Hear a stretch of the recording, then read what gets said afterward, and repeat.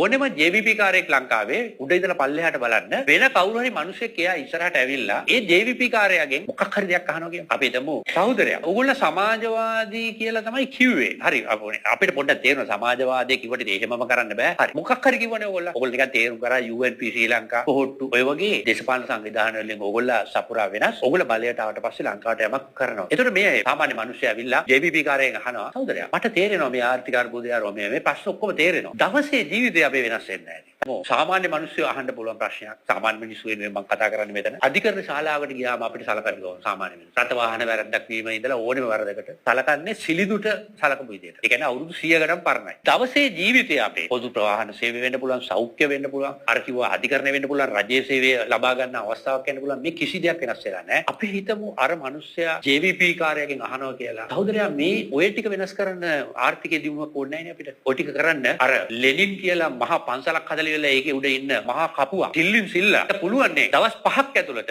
අධිකරණ ශාලාවේ සිදුවෙන බල සම්බන්ධතා ව්‍යුහය වෙනස් කරන්න. ඒ තමයි තෝල්කයා වයින් කළා දාන්න. තෝල්කේ කෑ ගහන්නේ අර අපිට මිනිස් ගෞරවය නැති වෙන්නේ තෝල්කයා වයින් කරා. නඩුකාරවරුන්ට උතුමාණෙනි කියන ඒවා ස්වාමීනි කියන ඒවා ඔක්කොම අයින් කළා. මිස්ටර් ජජ් කියලා කතා කරා. ඕනෑම කෙනෙකුට තමන්ගේ නමෙන් අධිකරණ ශාලාව තුල කතා කරලා අපිට අවශ්‍ය මානව ගරුත්වය, ඩිග්නිටි එක, උදාරත්වය, මිනිස්යාගේ උදාරත්වය පොලිසියේදී, අධිකරණ ශාලාවේදී, රෝහලේ, පාසලේදී මේකී නොකී සියලු තැන්වල මෙන්න මේ උදාරත්වය ටිල්ලින් සිල්ලා නැමැති තක්කඩියට බැරියයි මාස 6ක් ගිහිල්ලා වෙනස් කරා. එතකොට JVP කාර්යය කියනවා මෙන්න මේ. මං කියන්න දෙන උත්තරේ. සහෝදරයට අත්දැකීම් නැහැ. මේ දේවල් වෙනස් කරන්න නම් අත්දැකීම් තියෙන්න. ඔන්න ඔතන තමයි මගේ ටර්නින් පොයින්ට් එක. මෙතන මම හිතන්නේ මං JVP කාර්යයෙන් එන්නේ. වලිගෙන් දැන් අල්ලගෙන තියෙන්නේ. ඉස්සරහට මේකෙන් තමයි කරකවන්නේ JVP එක මං.